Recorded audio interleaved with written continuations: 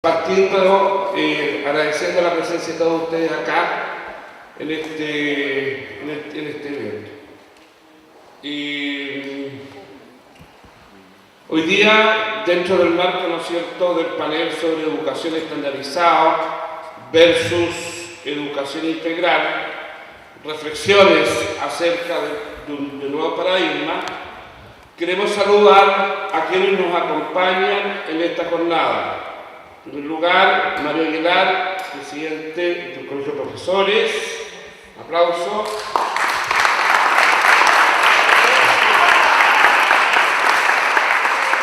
Juan Casasú, profesor académico. María Teresa Flores, académica. Felipe Evia, también académico. También saludar a los dirigentes nacionales presentes, dirigentes regionales, comunales, bueno, y a todos nosotros los profesores que estamos acá. Muy bienvenidos todos. Vamos a indicar cómo funciona este panel. Este panel va a funcionar donde cada expositor va a tener 10 minutos para dar a conocer sus opiniones, su punto de vista, su planteamiento, y al final ellos tendrán 5 minutos para cerrar la idea completa. O sea, sumando 15 minutos por expositor. Así que partamos con la presentación de la académica María Teresa Flores. María Teresa Flores, profesora de castellano y licenciada en lengua hispánica, convención universitaria, doctora en educación del Centro de Evaluación Educativa de la Universidad de Oxford. Ha trabajado en diversos proyectos de investigación relacionados con evaluación para el aprendizaje, sistemas educativos complejos, esquemas de evaluación de investigación universitaria y políticas de inspección de aula. Actualmente trabaja como profesora asistente del Departamento de Estudios Pedagógicos de la Universidad de Chile. Demos un fuerte aplauso a la profesora María Teresa Flores.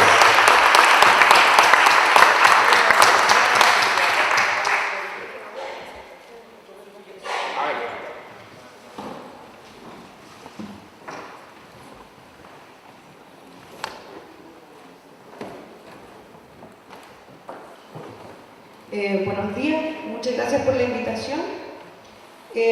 Bueno, yo voy a hablar un poco sobre el tema de la estandarización desde mi área de especialidad, que es el área de evaluación educativa, y plantear la idea de que pareciera que hoy día estamos experimentando una crisis paradigmática que se ha repetido antes también en la historia de la evaluación, y la idea es acá tratar de vislumbrar o de anticipar cuál sería el paradigma que viene en evaluación. Primero, creo que es importante recordar que la estandarización tiene su origen en una aspiración de justicia. Eso a veces se nos olvida. Es siempre importante volver a la historia. Tenemos ahí a Thorndike y Hagen en los años 70 criticando lo que existía antes de la estandarización, que era el examen oral público. Era lo que se hacía en Chile en el siglo XIX. Ahí tienen la imagen de un acta de exámenes de esa época, y donde lo que se critica desde la perspectiva de estandarización es que la evaluación del aprovechamiento educativo había descansado principalmente en el examen oral. El maestro o examinador visitante hacía una pregunta, el alumno señalado debía contestarla. Inmediatamente el examinador evaluaba la respuesta de forma subjetiva. No había uniformidad ni en las preguntas formuladas a distintos alumnos, ni en la evaluación de sus respuestas. El método era incómodo e ineficaz, ya que solo un alumno podía ser examinado a la vez, y no ofrecía posibilidad alguna de comparación entre alumno y alumno, ni respecto de las tareas ni de las evaluaciones. Entonces, acá también se consideraba que lo que había antes de la estandarización era injusto, porque generaba distintas condiciones para los estudiantes, no permitía comparación, y además había un exceso de subjetividad. en la época donde predominaba el modelo más academicista, aunque en la práctica muchas veces se sigue utilizando, tiene que ver con que el poder lo tiene el profesor y los criterios de evaluación están en la cabeza del profesor y el estudiante no sabe cómo mejorar su aprendizaje. Bueno, esto solamente como ejemplo para señalar que en Chile los profesores en los años 20, con el fuerte movimiento pedagógico de la Asociación Nacional de Profesionales de la Educación de la época, también exploraron y le dieron un valor a la instalación de la estandarización. Lo consideraban parte de la cientificación de la pedagogía y de las búsquedas investigativas de los profesores de la época. Criticaban también la etapa en que en el examen había una mirada caprichosa y personal o criterios extrafalarios para evaluar, sin explicitar eso, y se valora la introducción de la medición, de los test psicológicos, del estándar, de lo técnico, de la homogeneidad, pero ya desde esa época también se señalaban preocupaciones. Si vemos el final también de esta cita de la revista Nuevos Rumbos, que era la revista de los profesores de la época, también se preguntaban, ¿no hay cierto fatalismo en los test a este respecto? ¿El niño normal permanece definitivamente anormal o tiene alguna esperanza de mejoramiento? ¿El niño supernormal puede seguir superándose? ¿No es el coeficiente intelectual, en primer caso, un estigma que pone al niño un sello de inferioridad, una etiqueta de pobreza mental que ya nadie puede modificar? Entonces ya se vislumbraban también las posibles tensiones que este tipo de instrumentos podía generar. Entonces, inicialmente, en el anterior cambio de paradigma, podríamos decir, se cambia del paradigma academicista al paradigma de la estandarización, en que el exceso de subjetividad se reemplaza por la idea de objetividad científica y técnica, la idea de que era diferente para cada estudiante a la homogeneidad y el estándar, y del que no permitía comparar a permitir comparaciones justas. Lo que quiero plantear es que un día de nuevo el paradigma de la estandarización está entrando en crisis y estamos transitando hacia otro, porque los actuales horizontes de justicia social ya no son consistentes con ese paradigma. Entonces vamos a cuestionar estos supuestos de la estandarización que veíamos en la diapositiva anterior, desde la evidencia de investigación y también desde la mirada de la literatura sobre cuáles son los horizontes emergentes de justicia social. Y tiene que ver con las figuras que vemos ahí, ¿cierto? Que es el tránsito desde la curva de Gauss a lo que Bloom, Hastings y Maddox vienen planteando desde los años 70, que es la curva del dominio, ¿sí? En la primera, todos los profesores sabemos que está esta creencia de que lo normal es tener unos poquitos estudiantes que les vaya bien, unos poquitos que les vaya mal y la mayoría en el medio, y si hay muchos 7 lo encontramos raro y creemos que ahí alguien copió, qué sé yo. Desde la perspectiva criterial, no normativa y centrada en el aprendizaje, lo que esperaríamos es la curva del dominio, que la mayoría de los estudiantes avanzara hacia el nivel más alto. Uno de los supuestos tenía que ver con que esta evaluación era más objetiva y permitía comparaciones justas. Sin embargo, ya desde los años 60 se empieza a denunciar la forma en que estas pruebas eran sistemáticamente aprobadas con mejores resultados, sospechosamente por varones blancos y de clase media. Eso significaba que las mujeres, las personas de distintos grupos étnicos, o éramos menos inteligentes naturalmente o algo no funcionaba. Por eso se introducen procedimientos técnicos asociados a la justicia o equidad, o en la literatura anglo entendida como fairness, en los estándares internacionales de evaluación, que implican procedimientos como análisis diferencial de sesgo, por ejemplo, en la evaluación. Pero acá lo que se busca es evitar el sesgo donde la diferencia es un problema. O sea, lo que tengo que hacer es que la diferencia no intervenga en que todos den la misma respuesta, que es una de las cosas que voy a plantear más adelante, que hace crisis con el actual horizonte de justicia social, que tiene que ver con reconocer y valorar la diferencia en lugar de invisibilizarla.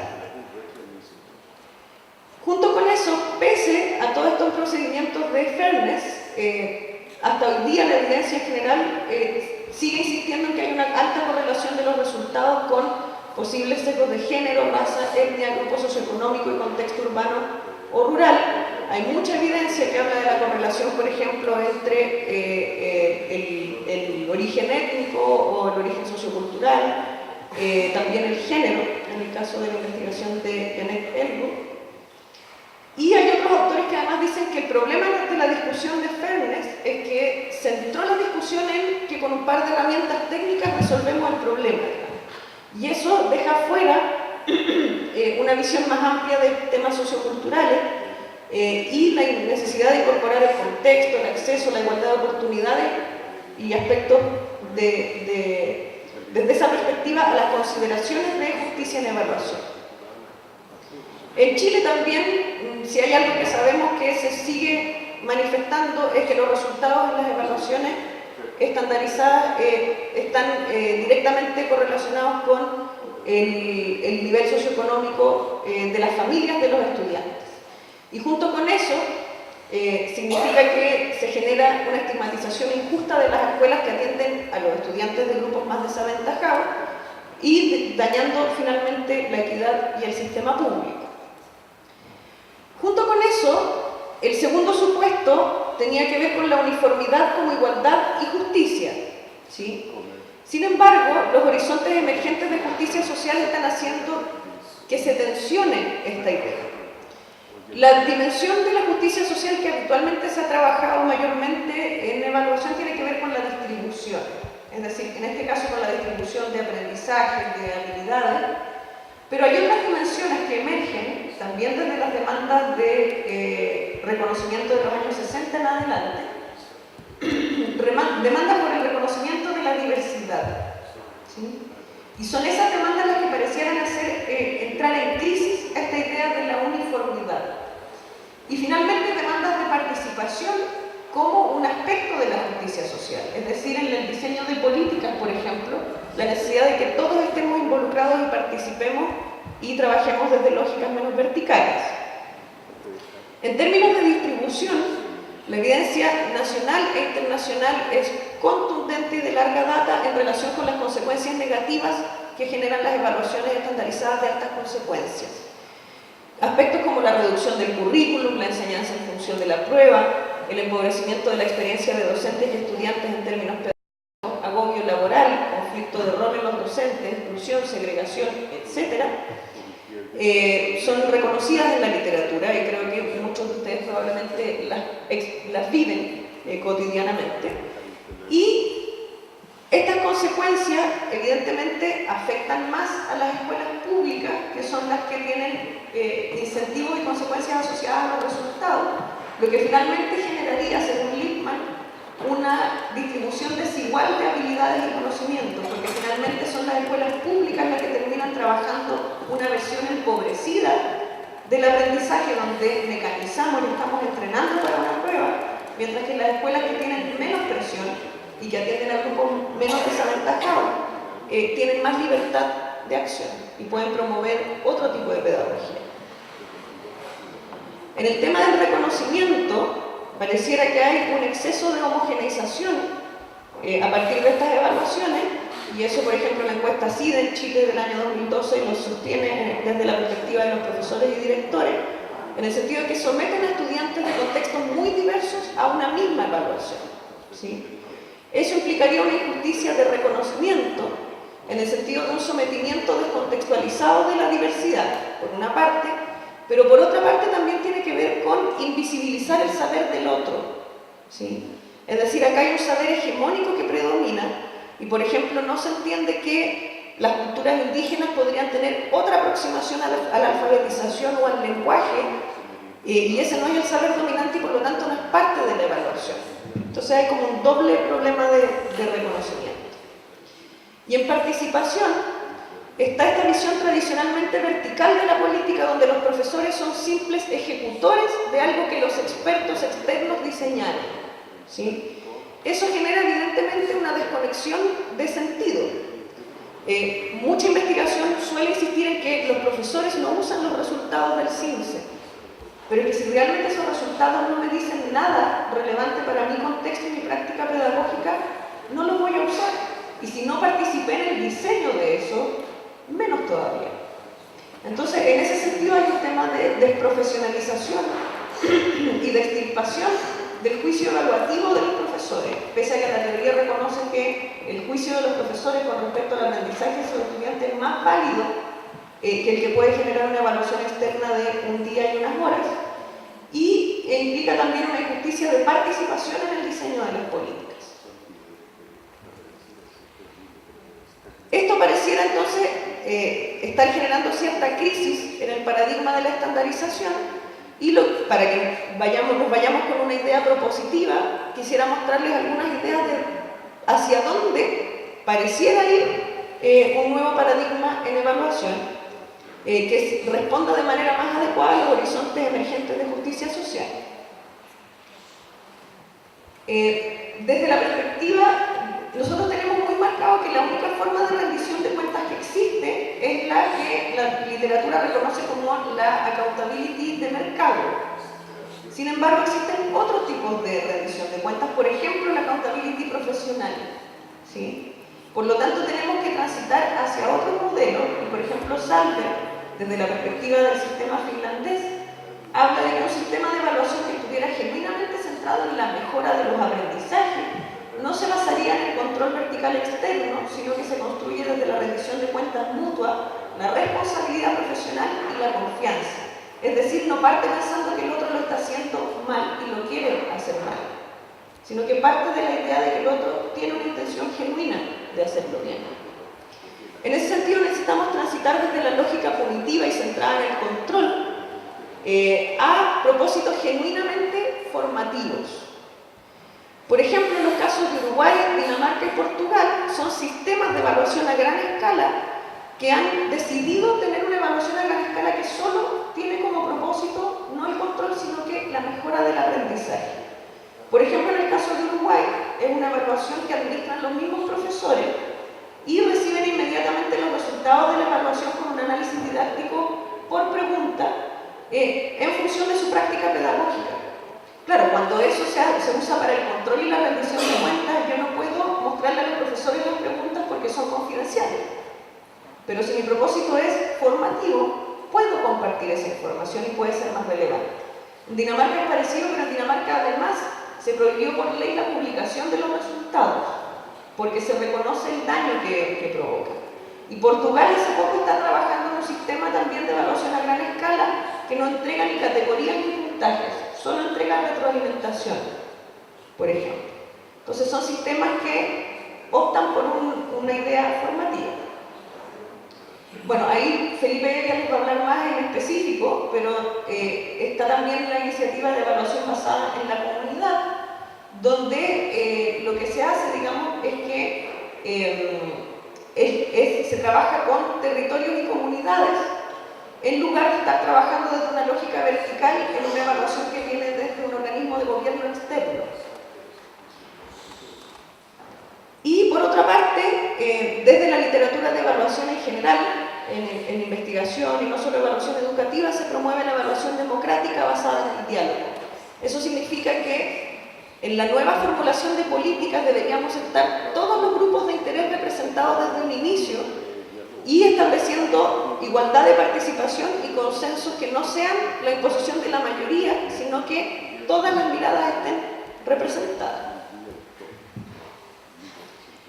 Por otra parte, en todos estos contextos hay algo que se llama, que en Chile no lo conocemos y creemos que es imposible hacerlo de otra forma, evaluación no basada en exámenes o evaluación basada en la escuela, ¿sí? Eso significa que son contextos en que no es una evaluación externa la que viene a la escuela, sino que son los profesores en las escuelas los que formulan el juicio evaluativo de la evaluación a gran escala.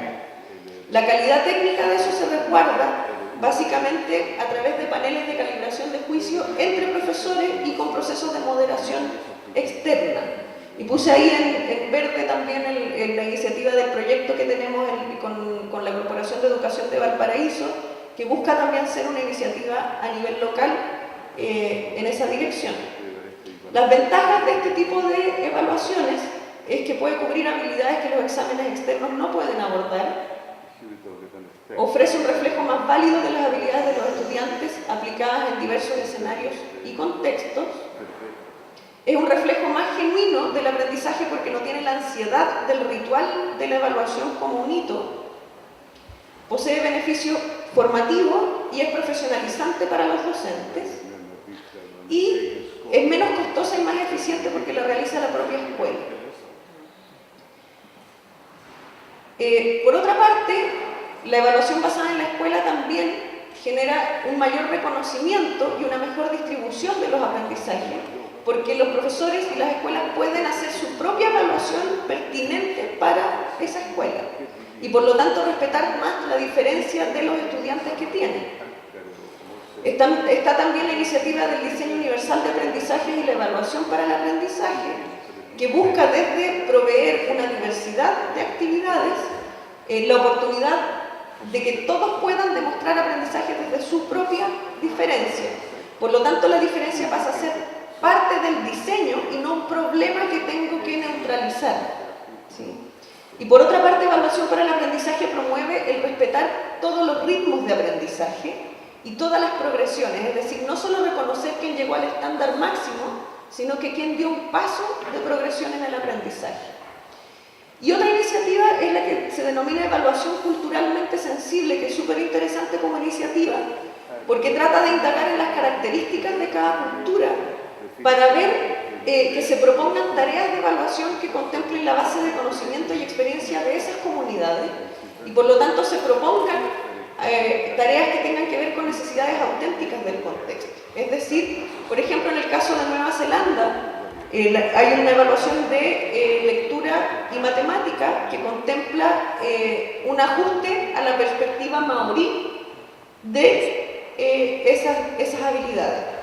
Entonces ahí yo no trato la diferencia como algo que tengo que excluir, sino que a la inversa, tengo que valorar el conocimiento del otro.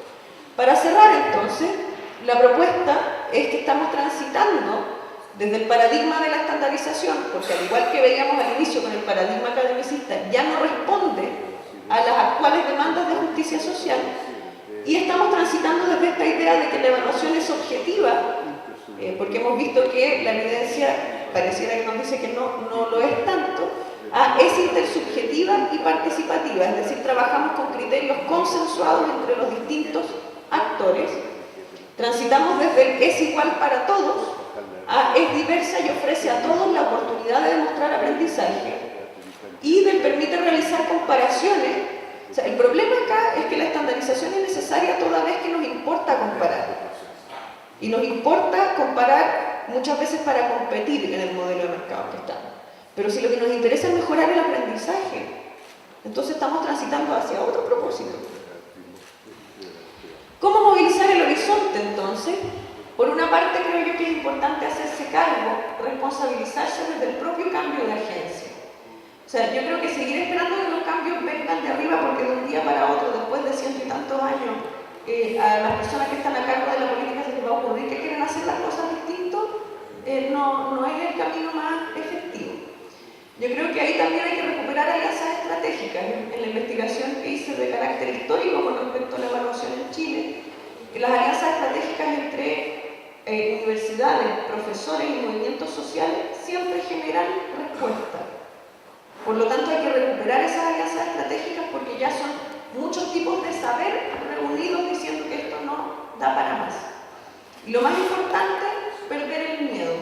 Yo creo que es súper importante ver que están pasando cosas. O sea, por ejemplo, tenemos experiencias como la de Manuel de Salas, donde ya tomaron la iniciativa de quitar las notas. Yo estoy trabajando ahí con ellos y estamos en una red de escuelas donde se sumaron colegios de Iquique, Chillán y Talca que están empezando a eliminar las notas también y a trabajar con evaluación para el aprendizaje.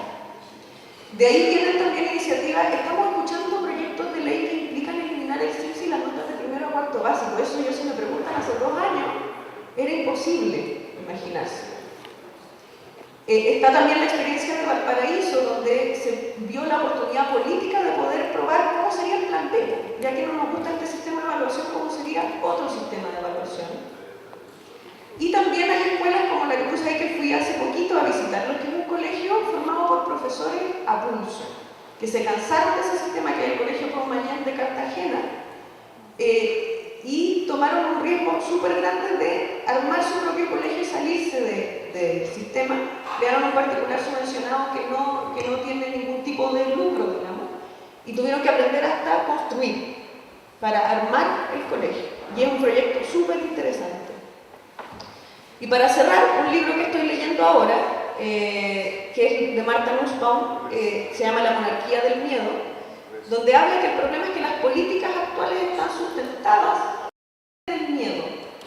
Desde el miedo a que me pueden echar porque me va a ir mal en el CIMSE. Si digo algo en contra de esta política, me siento amenazado. Entonces el miedo nos inmoviliza. Pero según ella, el miedo también daña el espíritu de disenso y daña la democracia, ¿sí? Por lo tanto, es cierto que cuestionarse se siente desnudo y solitario, dice ella. Uno se siente solo o sola cuando dice estoy en contra de eso. Pero también ella habla de ciertas investigaciones psicológicas de cuando una persona empieza a decir, sabes que no estoy de acuerdo, empiezan a otros a decir, sabes que yo tampoco. El disenso produce libertad mental del miedo y la democracia necesita cultivar esa voluntad de tomar riesgos por la verdad y por los buenos ideales. Así que con eso cierro la intervención.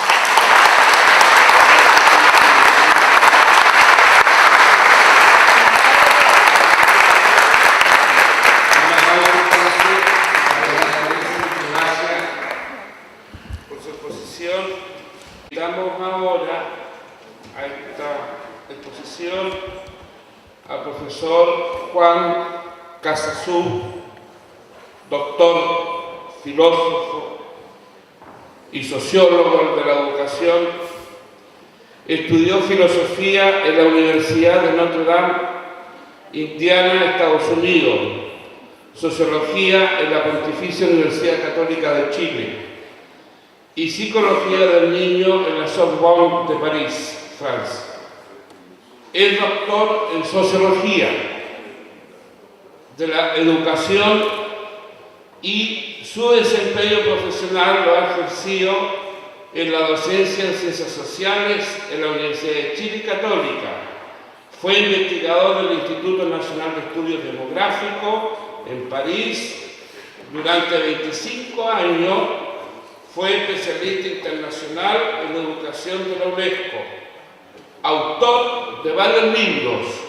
Destacan La escuela y la desigualdad y la educación del ser emocional.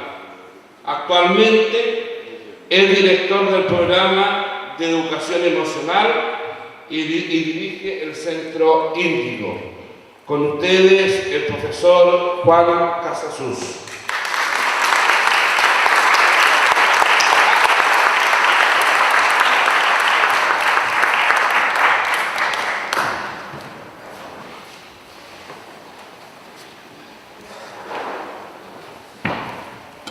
Hola, buenos días. Qué bueno que me lo dieron antes.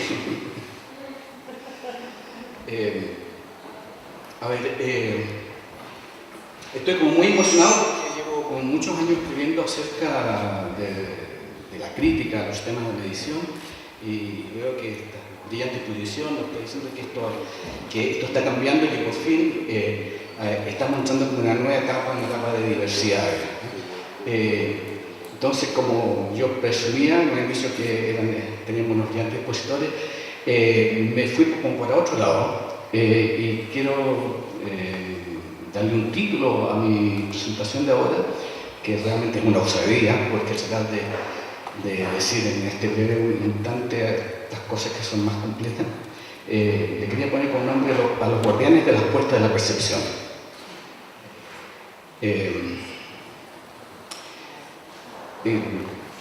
Bueno, la educación en la sociedad tiene que estar sintonizada con las demandas de la sociedad, con las demandas de justicia social, como estamos hablando en este momento, las demandas que surgen de la desigualdad, o sea, estar sintonizada con las necesidades reales de la sociedad y con las formas que va tomando esa sociedad.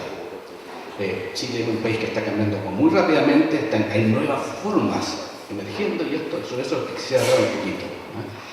Entonces, para poder estar conectada la educación con lo que está ocurriendo, hay que tener una cierta idea de lo que está ocurriendo, ¿sí?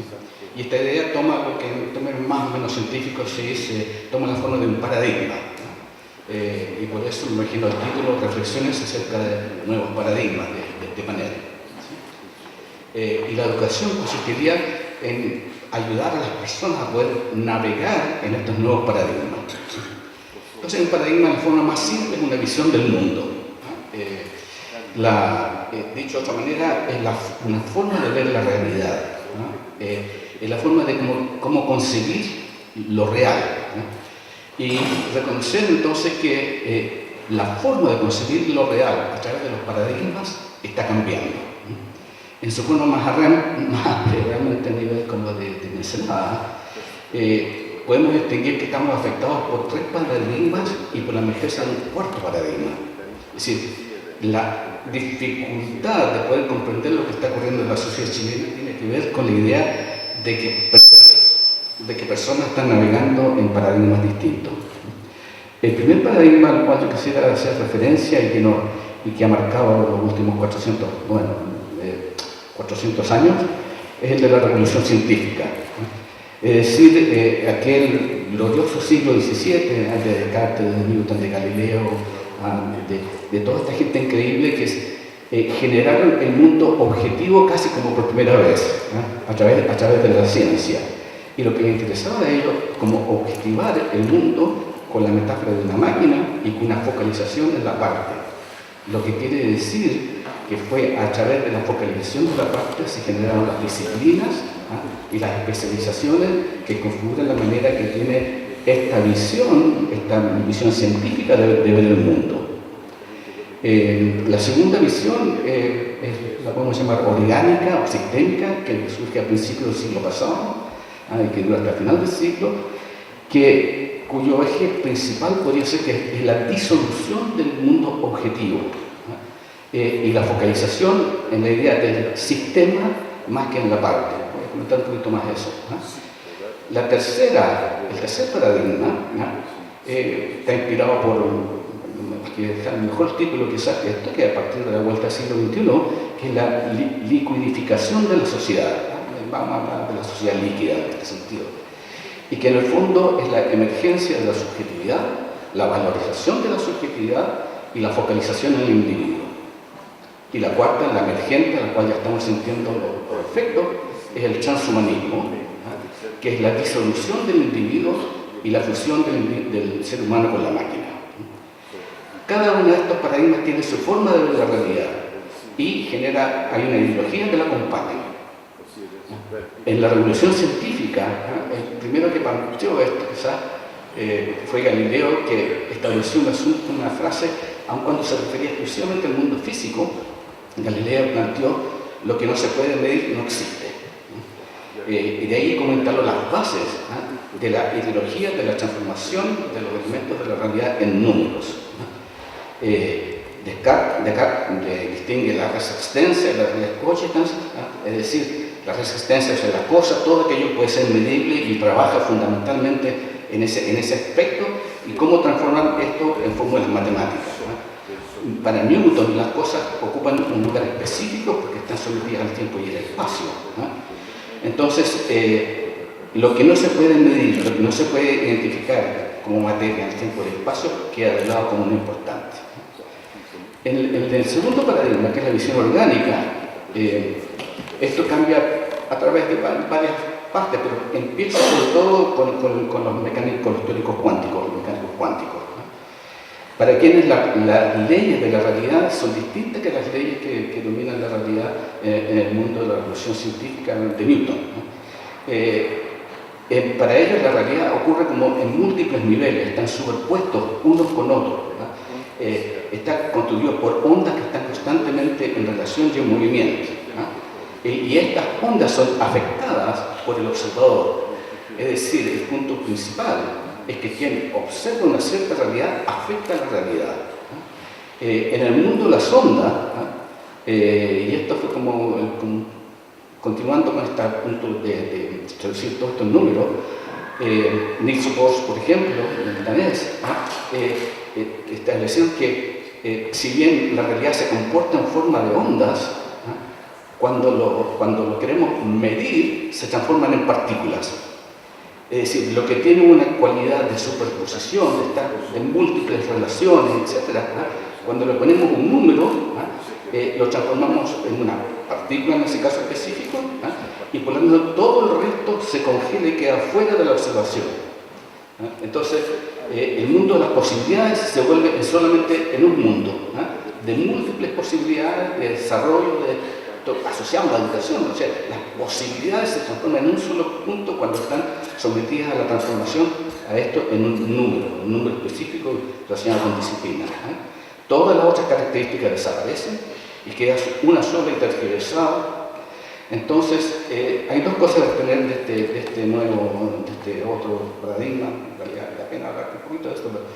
Pero, uno que es la emergencia del sujeto en la construcción de la realidad, y la flexibilidad, que era lo orgánico, se mueve a través de la intervención de la observación con lo observado.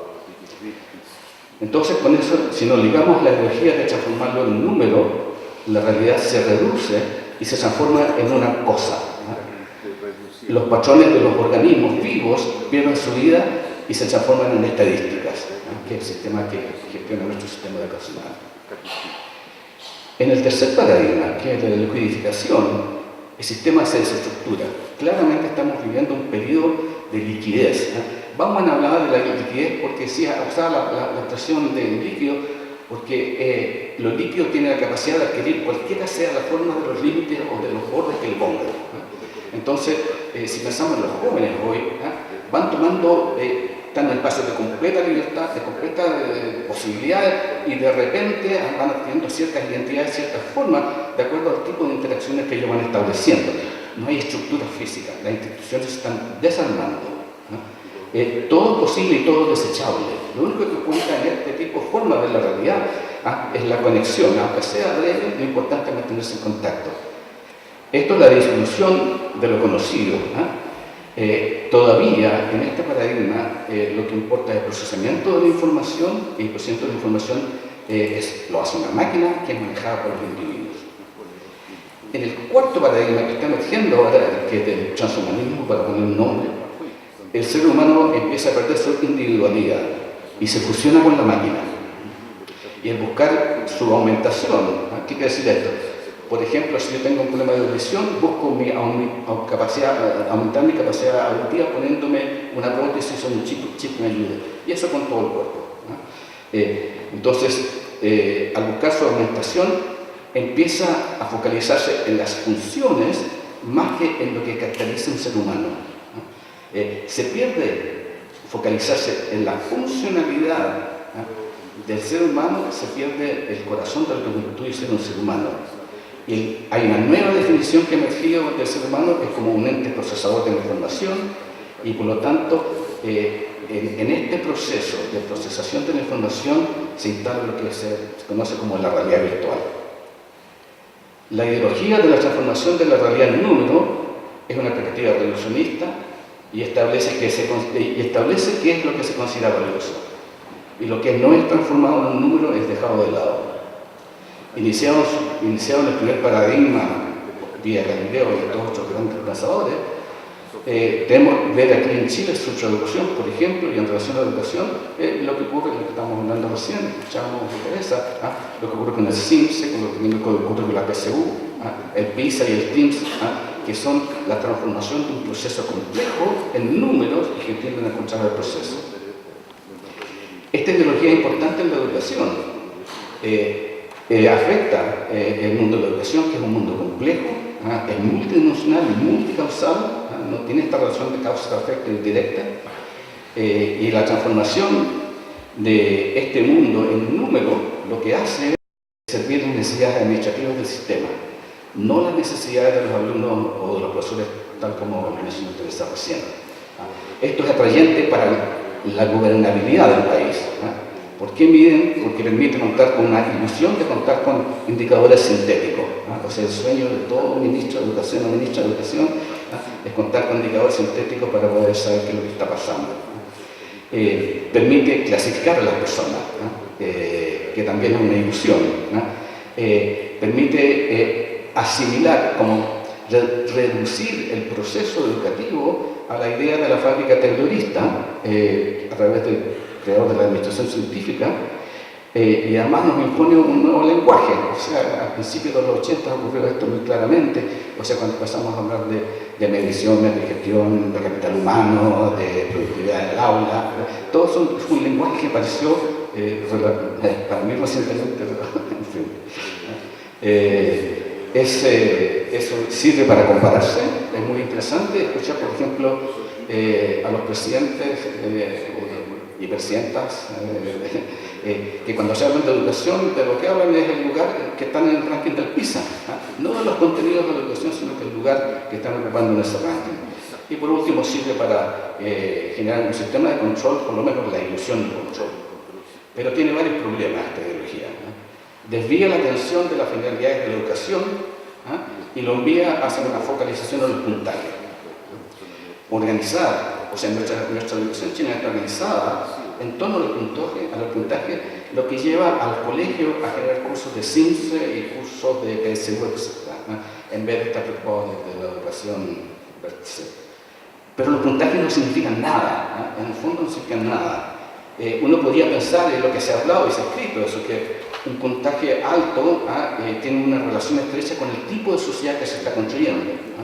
Pero si vemos lo que ocurre en realidad, por ejemplo, Finlandia, los países nórdicos, bueno, Finlandia especialmente, no tiene nada que ver con Singapur. O sea, son sociedades completamente distintas y tienen puntajes como similares. No hay una relación entre puntaje y tipo de sociedad. Otra dimensión es que la ligación del puntaje con el PISA está ligado a la ligación orientada a la economía.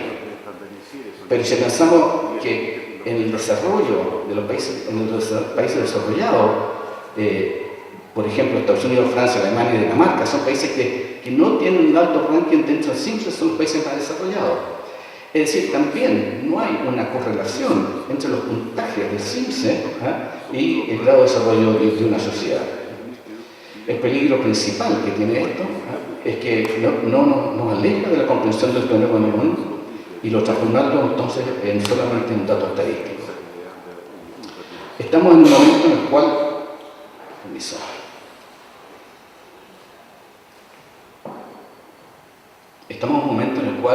medir se ha vuelto un tema. Nuestras decisiones están tomadas por los algoritmos.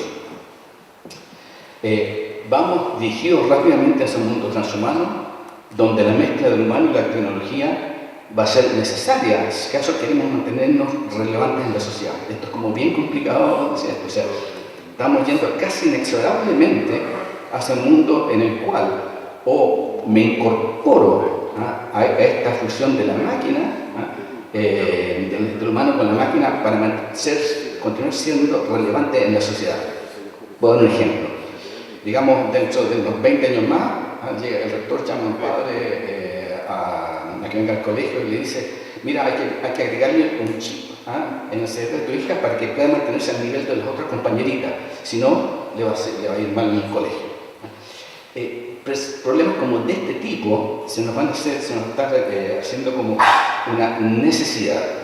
Entonces, que es una situación complicada, conflictiva, y tenemos que ver cómo enfrentarla. Entonces, con la emergencia de este cuarto paradigma, que nos dirige hacia la fusión del ser humano con la máquina, podemos ir en dos orientaciones. Uno, fortalecer la fusión. Teniendo conciencia que casi todas las decisiones, actualmente casi todas nuestras decisiones están siendo tomadas por máquinas. Y nuestro rol en esta sociedad va a ser el rol de consumidor, continuar consumiendo lo que va produciendo la sociedad, pero sin intervenir en las decisiones, pues las decisiones están tomadas básicamente por las máquinas tecnológicas, biotecnológicas que van a estar instaladas. Imaginemos que por lo menos se calcula que dentro de unos 20 años van a haber buscadores de información de unas 1 millón de veces más fuertes que los buscadores de Google, por ejemplo, en este momento.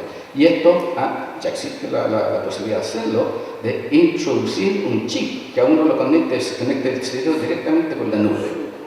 Es decir, que uno está es posible ya estar plenamente conectado con la nube.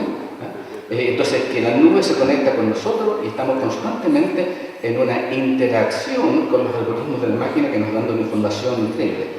Por ejemplo, en medicina, esto es súper claro, o sea, vamos a estar rápidamente conectados con todos los médicos del mundo para el diagnóstico y el pobre médico de cabecera se ha echado pescado. Entonces, es una implantación de la biotecnología en nuestro sistema nervioso. Y por supuesto, esto nos va a cambiar nuestras formas de pensar, nuestra forma de sentir, y va a estar orientado principalmente hacia el entretenimiento, que es la disciplina, la entretención pública, que está creciendo más rápidamente este último tiempo. Entonces, lo único que vamos a buscar es consumir y estar entretenido. Entonces, el transhumano, observamos hacia una inteligencia impersonal, que es fundamentalmente una inteligencia de cálculo y procesamiento de información, en una realidad virtual que es creada por la máquina. Cuando vemos a los niños ahí, desde bebé, dejan de estar presentes y están metidos en el mundo virtual. La mayoría de los jóvenes están constantemente en este sistema, en esta virtual. Entonces, desde el punto de vista de la justicia social, la gran diferencia va a ser aquellos que tienen acceso a su aumentación y aquellos que no tienen acceso a la aumentación. Entonces, cambian las líneas de la desigualdad. El otro camino es intentar preservar las facultades de lo que nos hacen seres humanos. Es como tratar de preservar la experiencia humana. El mundo de la emoción, el mundo del valor, el mundo de la intuición, el mundo de la compasión. Todo aquello que hace que la vida valga la pena ser vivida. ¿Qué tipo de inteligencia va a preservar? Eso está abierto, pero vamos hacia una inteligencia del cálculo, del análisis, de la inteligencia impersonal.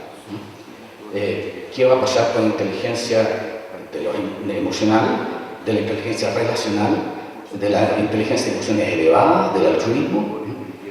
¿A qué le daremos importancia? ¿Cuáles van a ser las narrativas que van a formar la realidad? Ahora que estas narrativas están siendo manejadas por estos mecanismos tecnológicos. Y entonces, muy claramente, estamos como luchando con mayor rapidez que lo esperado en la realidad virtual de la Matrix, para quienes ven la película. Y en esto hace entonces una necesidad de homogeneizar la sociedad, porque está siendo manejada, está siendo sentida, está siendo procesada por la nube tecnológica. Hay un Juan que sabe mucho mejor que yo, que está en la nube, que tiene mucha mejor memoria, nunca voy a poder recordarle todas las cosas que recuerda de mí, la nube de internet. Y cuando quiero llegar acá con Waze, cómo llegar, y cuando busco un estacionamiento me dice cuál estacionamiento me acerca, dónde quiero viajar, dónde quiero comer, etc. O sea, gran parte de mi decisión, a pesar de que lucho contra ello, que digo, me facilita la vida, pero a la vez me está quitando libertad personal. Entonces debemos pensarnos como guardianes en las puertas de la percepción, para expresar la expresión de Julian Huxley. En cuanto a la percepción hacia afuera, la puerta que nos lleva hacia el mundo externo está siendo construido como un mundo virtual, y la realidad no virtual empieza a quedar devaluada por falta de intensidad. La realidad no virtual está siendo reemplazada por una realidad sintetizada de una mezcla de intereses, y que es en realidad una mezcla de intereses comerciales y políticos no muy sanos. La percepción hacia adentro, la que nos lleva al mundo interior, también se está estrechando y se cerrará cuando la realidad virtual sea la realidad que hemos internalizado, y por lo tanto el camino al mundo interior quedará bloqueado.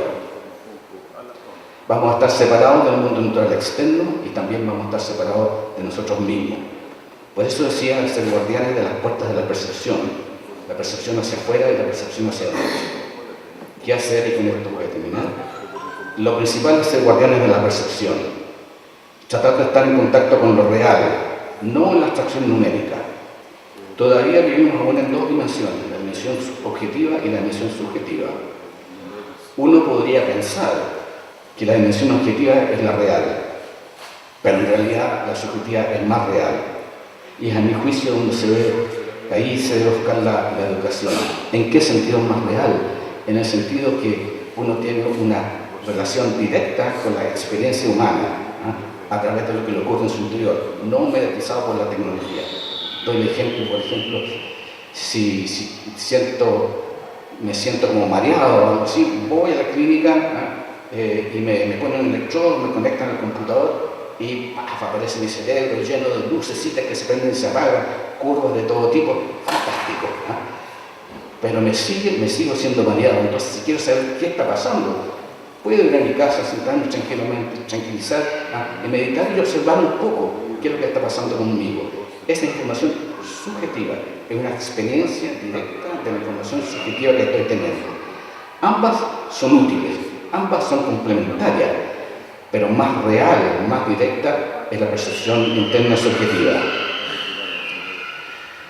La identidad, los valores, la relación con los otros, la creación, el pensar, el poder comunicarse, el poder hablar bien, la polivalencia, es como el foco de la educación que debería tener los guardianes de la puerta de la percepción, ¿no?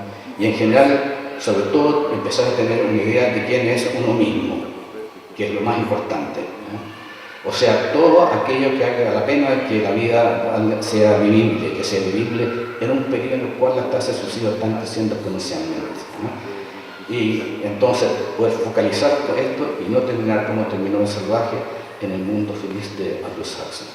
Gracias.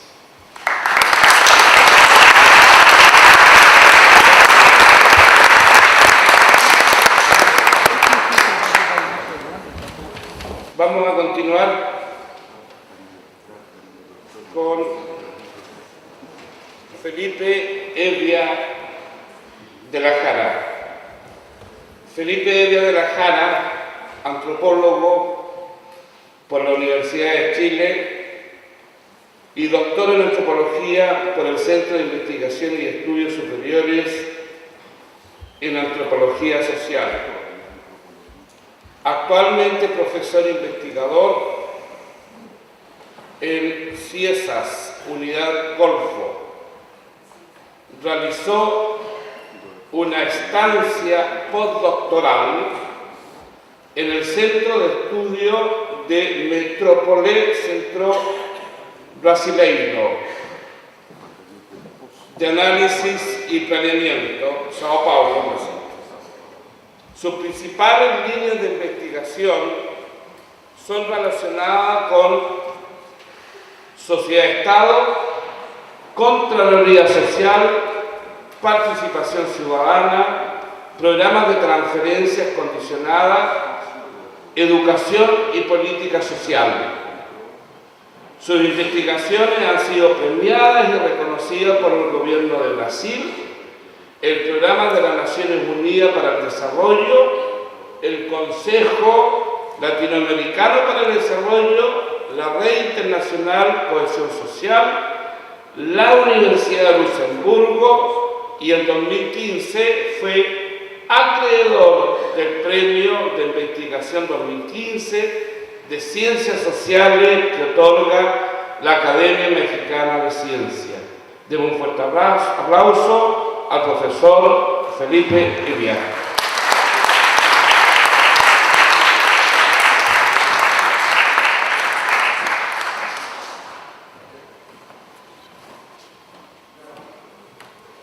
Hola, buenos días. ¿Sí se escucha bien? Sí. Sí, bueno, en primer lugar, agradecerle la invitación. Estoy realmente también doblemente emocionado, primero porque estoy en un lugar muy bonito. Yo no tenía idea que existía un museo de la educación. Primero que estaba tan bonito, entonces felicitarlos realmente por tener este espacio, por poder usarlo. Esta sala es maravillosa.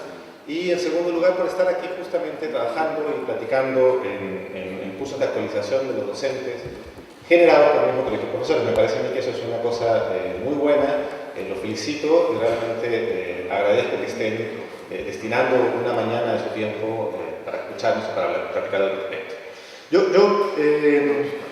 Como ustedes ven, la mesa tiene que ver con el asunto de la evaluación estandarizada y buscar más alternativas, hacer ciertas críticas al respecto, ¿no? Entonces, yo lo que les propongo, o lo que yo quería platicar, era sobre algunos retos que tiene esta evaluación educativa y situando el enfoque en un enfoque no solo a nivel chileno, digamos pensando, más bien ustedes me escuchan el acento muy extraño porque vivo en México y soy mitad chileno y mitad mexicano, entonces en marzo tengo que decidir quién va a ganar, si va a ganar, a quién no voy a ir, si a México o a Chile, pero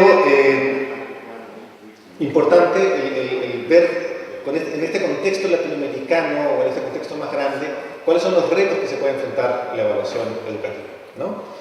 Y para eso hay que recordar en primer lugar que a nivel mundial, a nivel global, estamos en lo que se conoce una crisis del aprendizaje, ¿no? Y hay, al día de hoy, en 2018, bueno, el día de ayer, habían más de 630 millones de niños, 630 millones de niños, que no podían leer y que estaban yendo a la escuela, que estaban en edad escolar y que en todo el mundo no pueden leer. Si ustedes se imaginan 630 millones, es quitar a toda la población de América Latina entera, quitar a todos los niños del mundo entre 5 y 17 años y saber de que esa población no puede leer. No puede leer una frase simple, no puede leer el perro de Fernando se llama Firulais, ¿no? De esa población, esos 630 millones de habitantes, de niños que están yendo a la escuela, o sea, que no saben leer, 2/3 están yendo a la escuela, ¿no? Y 1/3 no está yendo a la escuela. O sea, hay 230 millones de niños en todo el mundo que teniendo edad para estar asistiendo a la escuela no están yendo. Sumen a Brasil más Colombia, si estuvimos en América Latina, ¿no? Todos los brasileños más los colombianos es el número de gente que no está yendo a la escuela. Pero el resto de América Latina, México, Brasil, México, Colombia, Chile, Argentina, todos estarían yendo a la escuela y aún así no son capaces de leer una oración o no son capaces de hacer una suma de 2 dígitos, ¿no? Entonces, frente a esa crisis del aprendizaje a nivel global, ha habido muchísima atención respecto a qué hacer con el asunto del aprendizaje, ¿no? Y ustedes pueden revisar, por ejemplo, en 2017, el Global Partnership for Education, que es como la Alianza Mundial por la Educación, dedicó un libro entero, y como todos los años, a ver, bueno, cuál es el problema, qué tenemos que hacer para enfrentar esta crisis de la educación, ¿no? ¿Cuánto cuesta la crisis de la educación? Son 615 billones de dólares que cada año los gobiernos pierden por no enseñar a sus niños, no tener a sus niños en escuelas y porque los niños no aprendan en la escuela. Entonces, frente a toda esta situación, el Banco Mundial, por ejemplo, su informe anual, que es el informe más importante que genera el Banco Mundial, fue dedicado específicamente al tema educativo, ¿no? Si ustedes pueden bajarlo en internet, pueden buscar Banco Mundial Informe 2018, va a ser justamente dedicado al tema del aprendizaje, ¿no? ¿Y cuáles son las propuestas o cuáles son las alternativas que propone el Banco Mundial, estas agencias internacionales de muchos millones de dólares? Respecto a esto, una de las principales recomendaciones que siempre tienen es decir, necesitamos saber si los niños aprenden o no aprenden. Por lo tanto, tenemos que generar entonces procesos de evaluación educativa, ¿no? Y eso nos enfrenta a una realidad que muchas veces en Chile mucha gente se sorprende. En México, por ejemplo, cuando uno les dice que en Chile no comen tortilla, todos me quedan mirando, ¿cómo no comen tortillas en Chile? ¿Y qué comen? No, bueno, comen pan. Cuando nosotros decimos en Chile, oye, hay países que no tienen sistemas de evaluación y que no tienen CIMSE y que no tienen ningún tipo de sistema de evaluación de larga escala, los chilenos dicen, no, no puede ser. ¿No tienen ni un sistema? No tienen ningún sistema, ¿no? Pero bueno, son países de África. No, también son países de África, pero son países de América Latina. Todo Centroamérica, por ejemplo, con excepción de Costa Rica, no tienen sistemas nacionales de evaluación educativa, no saben realmente eso. Entonces, ahí el dilema de la evaluación educativa es que entramos en una aparente paradoja, ¿no? Por un lado, hay sistemas, o hay países, o hay grandes regiones del mundo que no tienen ninguna forma de saber si los niños saben leer o no saben leer, aprendiendo lo mínimo o no aprendiendo lo mínimo, y por otro lado, existe una sobreevaluación en otros sistemas. Chile claramente no forma parte del primer grupo, sino forma parte del segundo grupo. Y ahí el problema con la sobreevaluación es que los resultados de estas evaluaciones ya no solo nos van diciendo si los niños saben o no saben, o si podemos ajustar, o cómo estamos enfrentando esta crisis del aprendizaje, sino que se van utilizando para otros fines, ¿no? Y entonces, ya que tenemos un sistema de evaluación que nos permite saber si estamos mejorando o no, pues entonces liguemos los incentivos docentes a ese sistema, ¿no? Los que más aprenden, los más reciben dinero, ¿no? Y ahí empieza a ocuparse estos sistemas de evaluación para otro tipo de acciones, ¿no? Y para políticas docentes, para préstamos internacionales. Entonces los préstamos internacionales, si por ejemplo yo soy un inversor y digo, bueno, tengo que invertir en un país mi dinero aquí o allá, uno de los indicadores que estoy utilizando es ¿están evaluados o no están evaluados? ¿Qué puntaje tienen en el ranking? ¿Qué porcentaje de escolaridad tienen los niños? Y sobre eso se van generando evaluaciones. Por eso también que los países entran en estos sistemas de evaluación que no son gratuitos, son pagados y además necesitan entrar, digamos. son los ministros de Economía y no los ministros de Educación los que solicitan estas pruebas y estas evaluaciones, porque son las que permiten entonces negociar mejores préstamos, que te bajen 0%, 0.5% el interés que tú estás invirtiendo en la educación y ese tipo de cosas. Sobre eso, entonces, sobre esa problemática, que hay muy poca evaluación en unos lados y hay una sobreevaluación en otros, yo creo que, o propongo pues, que podemos plantear por lo menos 4 retos en la evaluación educativa, que algunos van a hacer más sentido en Chile que otros, pero yo creo que son importantes tenerlos como en el tintero, ¿no? En primer lugar, muchas de las agencias de evaluación, y eso fue el caso mexicano, juntaron en la misma agencia evaluación docente, ligada a muchos incentivos a carrera profesional, a servicio profesional docente, a si tú querías seguir ascendiendo en el escalafón, querías ser director, o querías ser supervisor, o querías trabajar en el ministerio, etc., estaban ligados a esos sistemas de evaluación docente con los sistemas de evaluación de aprendizajes, ¿no? Entonces, la misma agencia, por ejemplo, el caso mexicano, que es el INEE, evalúa a docentes y evalúa a estudiantes, ¿no? Entonces, eso ha generado una problemática política tan fuerte que el nuevo gobierno de López Obrador, en el caso mexicano, está promoviendo la suspensión y la eliminación del sistema de evaluación mexicano, ¿no?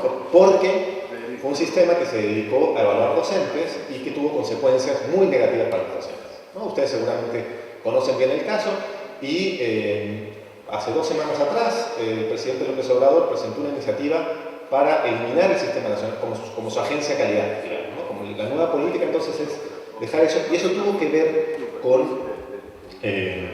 con esta sensación de que se está utilizando la evaluación no para mejorar, que se supone que es el eslogan que tienen todas estas agencias de calidad o de evaluación, sino para castigar, para controlar, para premiar a los sistemas, a los sistemas de profesores. Y esto tiene que ver también con esta lógica internacional de por qué proponen siempre sistemas de evaluación.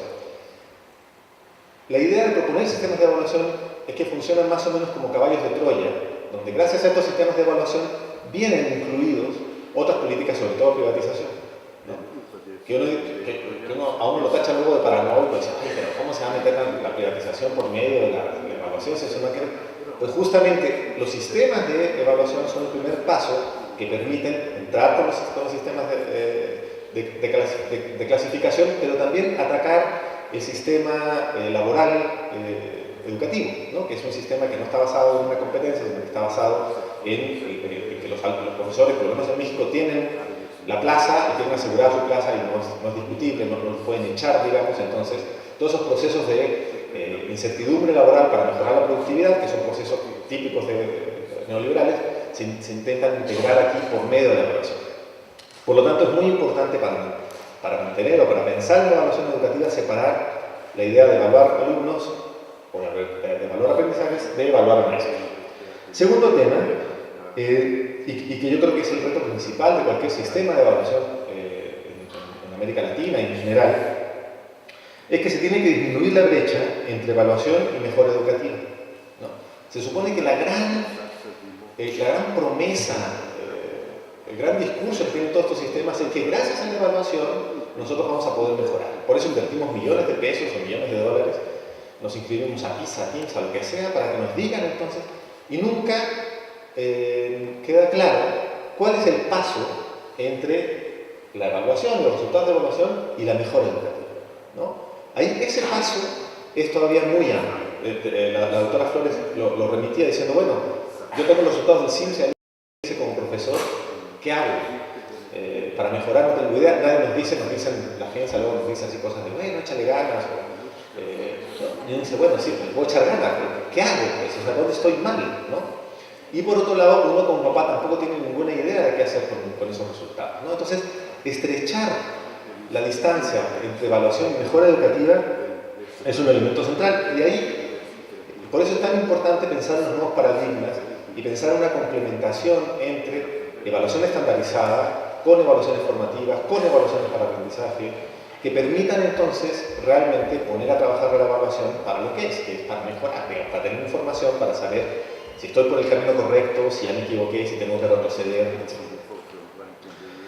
Tercer tema, o tercer reto, tiene que ver con con diversificar los dominios de competencias a evaluar, ¿no? Nosotros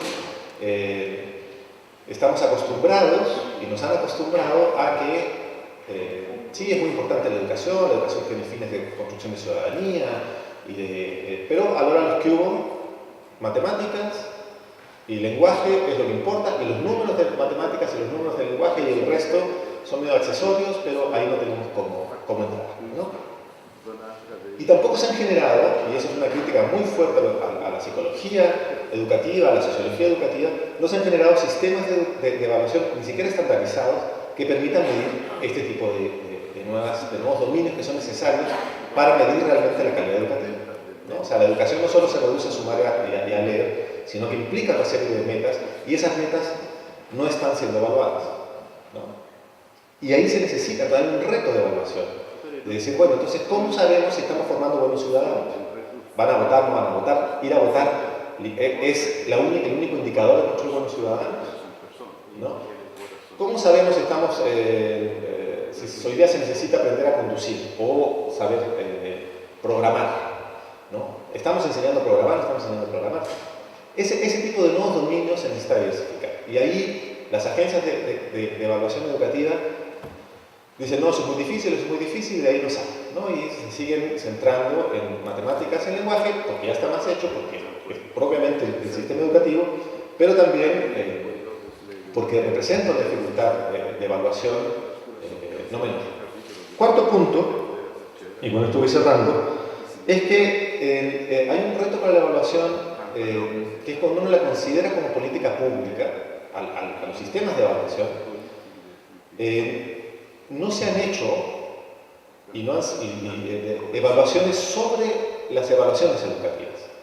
O sea, si el objetivo de la evaluación, el objetivo de política pública que tiene una evaluación estandarizada como CIMSE o como PSU, como etcétera, es mejorar la educación, es mejorar la educación.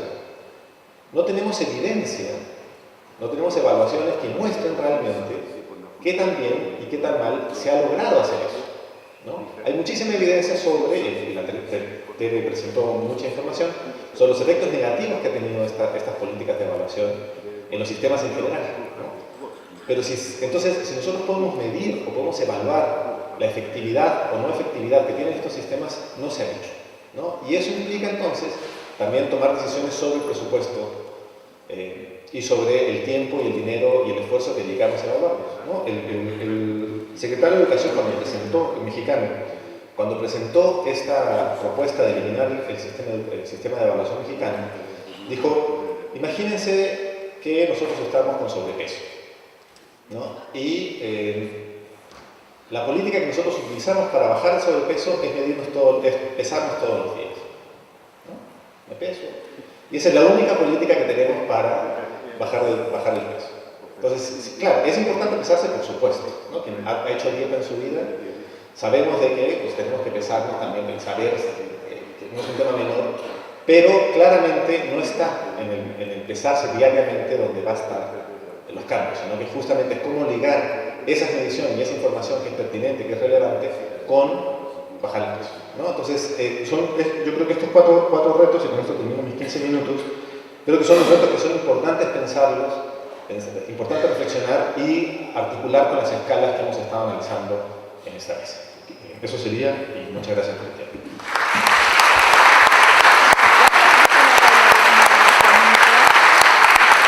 Paso a presentar a nuestro último panelista de hoy. Y lo conocen todos, él se llama Mario Aguilar Arévalo. Él cursa su estudio de pregrado en la Universidad de Chile, donde se titula como profesor de educación física. Realiza estudios de especialización en administración de recursos humanos en la Universidad Católica del Norte y cursa su estudio de posgrado en la Universidad de Chile, donde obtiene el grado de magíster en educación. Cuenta con 35 años de experiencia docente en colegios, institutos y universidades. Es uno de los fundadores de la corriente educativa conocida como pedagogía de la intencionalidad. En tal condición, él ha dictado numerosas charlas, conferencias y cursos para colegios, gremios, docentes, organizaciones estudiantiles y universidades de Argentina, Brasil, Chile, Colombia, Costa Rica, Ecuador, España, México y Rusia. El presidente nacional del Colegio de Profesores de Chile. Él adscribe a la corriente de pensamiento del nuevo humanismo y como tal ha participado activamente en diferentes causas y organizaciones de derechos humanos por la no violencia y la defensa del medio ambiente. Demos un fuerte abrazo y aplauso al profesor Mario Aguilar.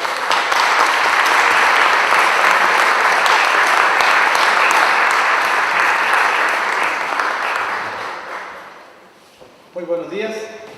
Hugo es muy amigo mío, por eso es esa presentación tan conceptuosa. Bien, es difícil hablar después de tres eminencias en sus campos como los que han hablado recién, pero desde otro punto de vista es también un facilitador porque hay mucho de lo que ellos han planteado que puede ser tomado como parte de una reflexión en estos 10-15 minutos y que nos pueden llevar a avanzar en la necesidad de construir el nuevo paradigma. Decía Teresa, por ejemplo, que la estandarización fue un intento por hacer justicia. Es muy interesante esto, porque hay muchos ejemplos, hay muchas maneras de ejemplificar cómo algo que servía en un momento, en otro momento deja de servir. Y es parte de un ciclo natural del desarrollo humano. Un muy buen ejemplo de eso es el famoso código Hammurabi, el famoso ojo por ojo, diente por diente, que hoy día nos parece muy brutal. Hoy día es muy difícil adquirir a la idea de ojo por ojo, diente por diente. Pero en su momento, por allá por el 1700 a.C., en el Imperio Babilónico, el código Hammurabi fue un avance, porque estableció cierto código cierta proporcionalidad en los castigos frente a la desproporción, la subjetividad absoluta y la arbitrariedad de los monarcas que, si alguien lo miraba feo, podría mandarlo a matar. Y entonces estableció el ojo por ojo, diente por diente. Hoy día muy brutal, es como lo vemos, pero en su momento fijó cierto rango y estableció ciertos parámetros para la aplicación de justicia. En su momento fue un avance. Y efectivamente es así. Y esto de los paradigmas es muy interesante, rescatar la idea de los paradigmas, que se manosea un poco, a veces se usa para referirse casi a cualquier cosa, pero aquí tanto Teresa como Juan lo han hecho en la forma esclarecedora, iluminadora, de cómo hay paradigmas que se agotan, y cuando llega el tiempo de los paradigmas se agotan, sencillamente dejan de funcionar. Y la característica del momento de crisis paradigmática, nos ha explicado el clásico autor ya de Thomas Kuhn, el creador del concepto paradigma, lo que funcionaba en un momento deja de funcionar. Y eso es muy sorprendente y genera una situación de crisis que tiene sus complejidades, el momento de crisis paradigmática, que es cuando el viejo paradigma no funciona y el nuevo todavía no está suficientemente desarrollado. Ese momento de crisis paradigmática es el más difícil. Y lo explica, lo desarrolla muy bien Thomas Kuhn en su clásica obra La estructura de las revoluciones científicas. Y efectivamente, yo creo que hoy día lo que está ocurriendo es que estamos asistiendo a un momento de crisis paradigmática. El viejo paradigma no funciona y nosotros experimentamos claramente que no funciona, pero no está claro qué es lo nuevo que sí puede funcionar. Y en un momento de crisis paradigmática, nos explica Kuhn, que hay intentos de los representantes del viejo paradigma por ayornar, por corregir, por reparar los problemas del viejo paradigma que ya no funciona, pero que si se está ya en la etapa terminal de ese paradigma, esos esfuerzos son inútiles, no resultan, y que no es posible suponer ni esperar que vendrá desde los representantes del viejo paradigma por capaces y preparados que estén y por títulos que posean o experticia, no son los representantes del viejo paradigma los que están en condiciones de dar respuesta para la creación de un nuevo paradigma. Eso está bastante estudiado. Y dice Tomás Kuhn que es en los márgenes, en aquello que no estaba valorado o en aquello que se consideraba marginal, como ocurrió, por ejemplo, en los tiempos de la física, donde en sus primeros tiempos los trabajos y los estudios de Newton eran marginales, no eran bien valorados por el establishment de la física, y sin embargo fue lo que dio origen al paradigma que vino, todas las teorías de Newton. Entonces, esto es muy importante, no lo tenía preparado, pero me pareció muy importante reforzar esta reflexión. ¿Qué es lo que necesitamos hacer en tiempos de crisis paradigmática? ¿Tratar de salvar el viejo paradigma? ¿O empujar, acelerar lo más posible, apurar la emergencia del nuevo paradigma? Y parece ser que lo que nos muestran los estudiosos de estos temas es que hay que hacer lo segundo, no lo primero. Que lo primero resultará en esfuerzo inútil. Y nosotros tenemos ese problema en la educación. Frente a lo que se vive, que es claramente un momento de crisis paradigmática, y nosotros lo experimentamos como en los colegios las cosas no funcionan, las viejas formas no funcionan, y como escuchamos voces que buscan que lo que se necesita es reforzar esas viejas formas, que tal vez el problema sea que esas viejas formas no se están aplicando bien, y que por lo tanto lo que necesitamos es reforzar la disciplina o reforzar determinados procedimientos, y eso no va a funcionar. Así de simple, no va a funcionar. Acá se han dicho frases como la nula utilidad del CIMSE. Por supuesto que es una nula utilidad del CIMSE.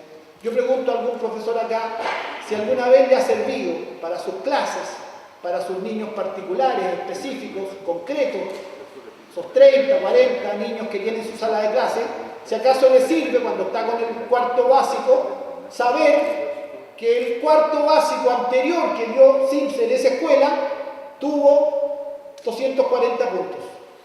Si acaso le sirve para su trabajo con estos niños, que son otros niños, en otro contexto y en otra realidad y en otro tiempo, en relación a los resultados que obtuvo esa misma escuela con el cuarto básico anterior.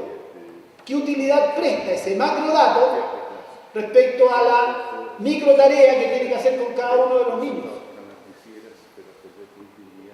Obviamente es inútil desde el punto de vista del trabajo de los docentes, absolutamente inútil.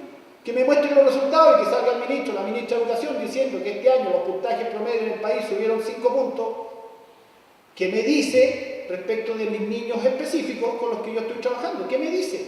¿De qué me sirve? Los puntajes no significan nada, dijo Juan, en realidad significan marginación. Y el ejemplo que pone Felipe, que cita al ministro de Educación mexicano, a mí me parece extraordinario. Porque yo completaría el ejemplo de que si tenemos a gente obesa y como única respuesta seguimos haciendo mediciones, agregaría que en Chile, después de que una persona estuvo 5 años obesa, o de 5 mediciones obtuvo obesidad, entonces en Chile lo que hacen es eliminar a esa persona. Que es lo que hacen con las escuelas, que no suben sus mejores resultados en el CIMSE, porque lo que está planteado hoy día por la ley de aseguramiento de la calidad es cerrar esas escuelas. Entonces, en Chile lo que se hace con la medición de obesidad, que sería el CIMSE en el ejemplo del ministro mexicano, es que primero ranquean, esta es la gente que tiene óptimo peso y óptima relación de índice de masa corporal, aquí están los mejores, aquí están los más o menos y aquí están los malos. Y vamos a seguir midiendo para seguir sabiendo quiénes son los que están en una óptima condición de masa corporal y quiénes están mal, y después de 5 mediciones a los que están mal los vamos a eliminar. Y entre medio no se hizo absolutamente nada para que la gente efectivamente bajara de peso, cambiara su hábito alimenticio, hiciera en fin todo lo que tiene que hacer para mejorar su salud. Y pareciera ser que al sistema en realidad lo que le interesa es simplemente establecer la campanita para decir estos son los buenos, aquí está la media y aquí están los malos. Eso es exactamente lo que se hace con estas mediciones. Veamos algo de la presentación. Yo tengo un sueldo. Bueno, en honor al tiempo, hay un concepto de competencias que usamos mucho, nosotros mismos lo usamos. Hay que mejorar las competencias, hay que tener las competencias adecuadas, y las competencias aquí, las competencias allá. Y con esto lo que quiero mostrar es cómo se ha ido contaminando nuestro lenguaje. ¿Y qué es la definición de competencia? Se define la competencia como un saber hacer fundado sobre la movilización y utilización eficaz de un conjunto de recursos. Un empleo organizado de un conjunto de capacidades y habilidades y de conocimientos aplicados en situaciones determinadas. Las competencias son en realidad ciertas habilidades o conocimientos instrumentales prácticos. Y no nos vamos a detener en el largo origen de la palabra, pero en definitiva, se trata fundamentalmente de una enseñanza-aprendizaje atomizado en una multitud de competencias, modulando así los conocimientos de acuerdo a determinadas demandas o necesidades expresadas desde las empresas o desde los mercados laborales o profesionales, dice Del Rey y Sánchez Parga en un artículo del año 2011. Este modelo modular de la educación más bien atrofia el desarrollo de la inteligencia. Efectivamente, esa definición es muy precisa. Es el ordenamiento modular del conocimiento. Esas son las competencias de las que hablamos tanto y que nuestro lenguaje está hoy día lleno de eso. Bueno, ahí hay más ejemplos. Dice el mismo autor, mientras que la inteligencia y sus capacidades no pueden medirse, las competencias no es más que aquello que puede ser medido por un test u otro instrumento. Más aún, las competencias son definidas, enseñadas y aprendidas solo para ser evaluadas y medidas. El viejo paradigma, y así siguiendo. Después tenemos cómo el lenguaje crea realidad, dice Maturana, lo hemos escuchado más de una vez, y aquí hay varias citas que van reforzando aquella idea, algunas citas de Paulo Freire y de otros. Cómo el lenguaje es necesario para realizar las funciones conceptuales del pensamiento, también lo es para la comunicación en las acciones comunicativas, tanto del lenguaje como el pensamiento puedan transformarse. El lenguaje tiene fundamental en su finalidad más genuina, más elevada, el lenguaje fundamentalmente tiene que ser una herramienta de transformación y no de conservación. Pero nuestro lenguaje educacional en los últimos tiempos ha servido más bien para la mantención de un determinado orden que para la transformación. Ahí hay una cita de Vygotsky, vamos a apurar. ¿Y qué entendemos en Chile por calidad de la educación? El problema hoy parece ser que no hay un cuestionamiento de lo que se entiende por calidad. Yo ayer hice un ejercicio en el curso, con un grupo más pequeño obviamente, que estamos dando de pedagogía de la intencionalidad, aquí en esta misma escuela, y pregunté, y hago a veces el ejercicio, ¿quiénes están aquí de acuerdo con mejorar la calidad de educación? Y todo el mundo levanta la mano, obvio.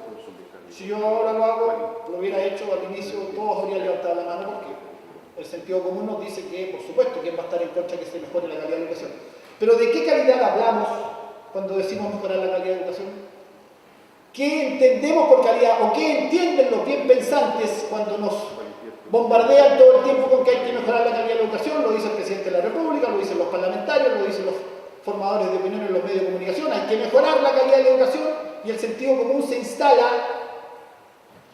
Y el problema hoy parece ser que no hay un cuestionamiento de lo que se entiende por calidad. Se parte del supuesto que todos entendemos lo mismo respecto a este concepto. No obstante, el concepto puede tener distintos significados para distintos actores sociales. Ya la UNESCO en 2005 citaba que hay un paradigma humanista, un paradigma conductista y un paradigma crítico, y son muy distintos. No tenemos tiempo ahora para analizar cada uno de ellos. Pero evidentemente, en esos tres paradigmas hay concepciones muy distintas de lo que es calidad, o mejor dicho, para no confundirnos, de lo que debe esperarse de la educación. ¿Cuál es el concepto que se nos ha impuesto? Aquí hay varios autores, Pérez Gómez, Pulido Chávez, Santo Guerra, Sander, en distintos tiempos, que señalan que el concepto comienza a utilizarse crecientemente desde los años 70 en los discursos educativos y comienzan a hacer referencia a aspectos más ideológicos relacionados con una asociación con las concepciones neoliberales, la globalización y las tendencias postmodernas. Desde los 70 en adelante se empezó a incorporar paulatinamente en el lenguaje educacional una cierta noción de calidad proveniente de un lenguaje propio de las ciencias empresariales, del management y de ese mundo.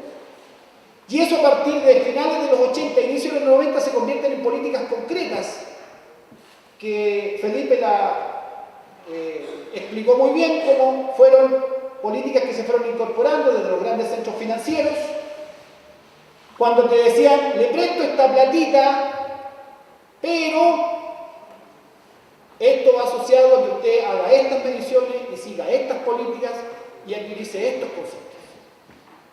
Y entonces, perdón, estoy con alergia a este concepto de calidad, por supuesto, se empieza a hablar de hecho, y la alergia aumenta. Entonces hay una directa relación entre el concepto de calidad educativa con ideas neoliberales y el concepto de mercado educativo. Estas características llegan a la escuela y llegan a afectar directamente el trabajo del docente con sus niños y niñas. Entre estas características destacan un marcado individualismo, una obsesión por la eficiencia, la productividad, la competitividad, el pragmatismo y el eclecticismo. Diversos autores coinciden en esto está bastante analizado: la privatización, la rendición de cuentas, el énfasis en resultados, la mejora de la competitividad, las medidas estandarizadas, los procesos de acreditación internacional para asegurar la calidad y la calidad total son solo algunos de los conceptos que han migrado desde la administración de empresas a la gestión escolar. Me detengo un minutito en develar cómo el sentido común se nos instala, cómo estos conceptos se van convirtiendo en sentido común. La acreditación de las universidades. Todos hoy día estamos convencidos que la acreditación de una universidad es una buena cosa que nos asegura, ¿no es cierto?, el tener instituciones confiables y saber bien informados dónde voy a estudiar, si es que voy a acceder a una carrera o uno de mis hijos va a estudiar una carrera, que sea acreditada. Yo debo confesar aquí delante de todos ustedes que yo estudié en una universidad no acreditada. Lo confieso. Porque yo estudié entre el año 79 y el año 74 en la Universidad de Chile, cuando no existía este asunto de la acreditación. Yo estudié en una universidad no acreditada. Lo confieso. Porque en ese momento ese concepto no existía. El concepto de acreditación surge cuando se instala un mercado educativo. Antes de la instalación de ese mercado educativo existía otro concepto, que era el concepto de la fe pública. Y todos sabíamos que una universidad que hubiese sido autorizada por el Estado de Chile a funcionar como tal, tenía condiciones para hacerlo, y la mayoría de ellas eran públicas, o si no eran públicas, cumplían una finalidad pública. Y nadie andaba preguntando si uno había quedado en la universidad, los más viejos sabemos de aquellos tiempos, si tu universidad está acreditada. No era una pregunta. Entraste a la universidad, bien, entraste a una institución seria, una institución que tiene ciertas garantías. No eran perfectas esas instituciones, pero había un piso de garantía que estaba dado por el concepto de la fe pública. ¿Cuándo surge el concepto de acreditación? Cuando hay que regular el mercado y diferenciar en el mercado. Entonces la que tiene 7 años de acreditación es una universidad top, la que tiene 5 más o menos, la que tiene 3 está al justito, y la que no está acreditada, bueno, va a quebrar.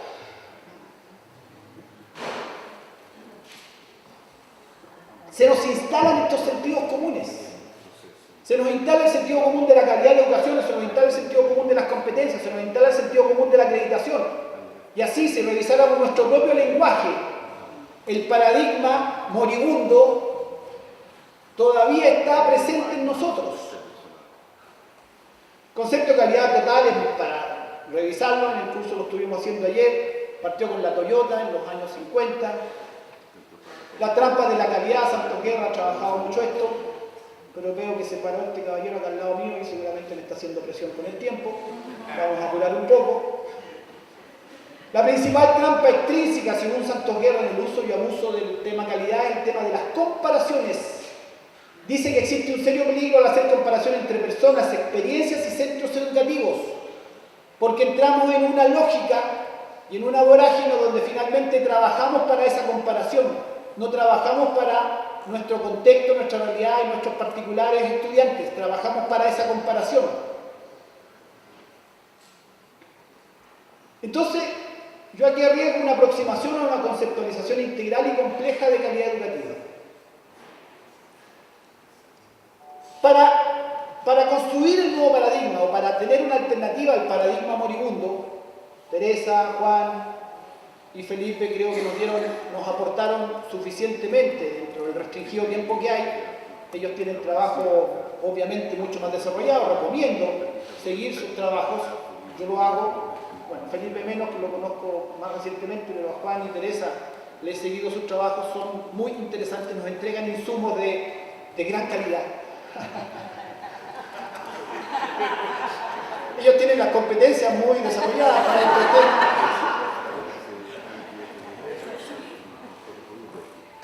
Y hay mucho de qué nutrirse para este nuevo paradigma. Aquello que ha estado en los márgenes, aquellos autores, investigadores que no han estado en el establishment, son nuestra posible fuente de nutrición para este nuevo paradigma.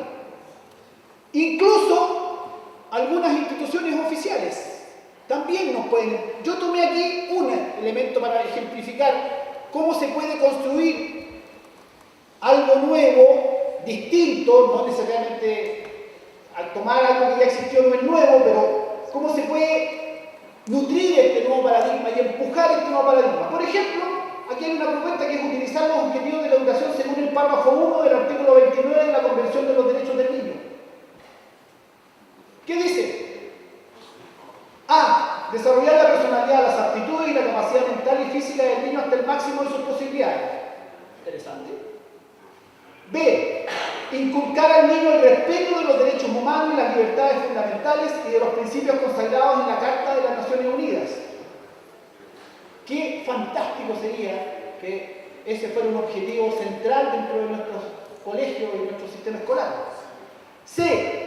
Inculcar al niño el respeto de sus padres, de su propia identidad cultural, de su idioma y sus valores, de los valores nacionales del país en que vive, del país en que sea originario y de las civilizaciones distintas de la suya. Miren qué completa esa declaración, ese objetivo 3. Se le inculca el respeto por sí mismo, por sus padres, por su propia identidad, por su idioma y sus valores, por los valores nacionales, está bien, pero también por los valores del país del que pudiera ser originario y de las civilizaciones distintas a la suya. Es muy interesante esa definición. De preparar al niño para asumir una vida responsable en una sociedad libre, con espíritu de comprensión, paz, tolerancia, igualdad de los sexos y amistad entre todos los pueblos, grupos étnicos, nacionales y religiosos y personas de origen indígena. Maravilloso el objetivo de él. Lo compro. Y en él, inculcar al niño el respeto del medio ambiente. El único problema que tenemos con estos objetivos, de la A a la E, es que no sé cómo va a ser el CIPSE para medir esto. Pero si esto fuera lo que trabajara en nuestras escuelas, si esto fuera la finalidad nuestra, a mí me parece que avanzaríamos mucho. Si aceptamos que en dicha definición están los fines esenciales de una buena educación, entonces coherente con ello sus 5 puntos deben ser desarrollados armónicamente y la calidad de la educación, y lo pongo entre comillas, debe estar en estrecha relación con esos fines. Y eso deberíamos evaluar de un sistema educacional. Está en la Declaración Universal de los Derechos del Niño. No estoy inventando el café con leche. Está inventado ya. Pero como ya vimos, en el mundo de los negocios la calidad se define por los niveles de satisfacción del cliente o del consumidor. Pero en el mundo de la educación debe definirse desde los fines que persigue. Le tenemos que pedir a la educación, en lo que evaluemos de la educación, cómo está cumpliendo los fines que persigue. Le podríamos pedir a la Ley General de Educación que cumpliera efectivamente su artículo segundo. Los invito a que busquen ahí en su teléfono por Google, Ley General de Educación, artículo segundo. Y el artículo segundo es para llorar de emoción, porque es más o menos parecido a esto, o relativamente se acerca. Pero luego todos los demás articulados de la ley, del segundo en adelante, y en especial los articulados instrumentales, apuntan todos a algo totalmente opuesto y distinto a lo que señala el artículo segundo, que habla de un ser humano creativo, crítico, responsable socialmente y bla, bla, bla, bla, bla. Por eso yo cuando lo leí la primera vez lloré, porque realmente me emocioné. Me debiera haber quedado hasta el artículo segundo con la lectura de la Ley General de Educación, porque seguí leyendo y lamentablemente me encontré con lo restante. Bueno, me salté algunas láminas ahí. Se requiere una nueva conceptualización de calidad de la educación, la que debe dar cuenta de los fines de esta, la complejidad que implican estos fines y la integralidad de aspectos que deben abarcar. Y entonces, yo digo que la gran finalidad de la educación es una, principal y central: formar buenas personas. Esa debe ser la gran finalidad central de la educación, y todo lo que venga después en objetivos, fines, en fines específicos, objetivos instrumentales y todo aquello, sistema de evaluación, debe referirse a aquello. Y buenas personas son personas libres, solidarias, creativas y felices. Y hay que empujar ese paradigma. Ese paradigma es el que hay que empujar. El viejo paradigma no da para más, se agotó. Y aquí me permito acuñar y cerrar con esto una propuesta que está en el libro que escribimos con otra colega hace un tiempo, que es la pedagogía de la intencionalidad. Y ahí acuñamos un concepto que le llamamos inteligencia integral. Y lo quiero con esto cerrar y leer. Concepto acuñado en la pedagogía de la intencionalidad definido como la capacidad o habilidad del individuo y o conjunto social de dar respuestas pertinentes y eficaces, generando adaptación creciente frente a un medio externo e interno dinámico y en permanente cambio.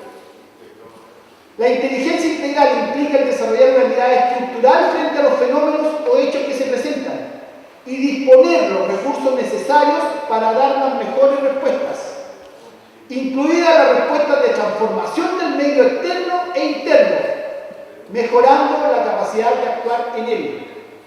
La inteligencia integral comprende, por tanto, el desarrollo armónico de todos los centros de respuesta para contar con posibilidades amplias y eficaces de respuesta. Profundizando al máximo el concepto, la inteligencia integral implica, finalmente, el construir un proyecto de vida con sentido y actuar en coherencia con ese proyecto. Yo digo, el viejo paradigma se agotó, muere, no da para más, estamos en crisis paradigmática, por tanto lo que funcionaba ayer ya no funciona hoy, y lo inteligente no es tratar de salvar el viejo paradigma moribundo, porque su situación ya es terminal. Lo inteligente es comenzar a empujar, a levantar, a dar fuerza, a difundir las bases del nuevo paradigma. Esa es la tarea que corresponde hacer en momentos de crisis paradigmática. Eso es lo inteligente, eso es lo que nos va a dar sentido y eso es lo que puede ayudarnos a resolver esta crisis. Muchas gracias.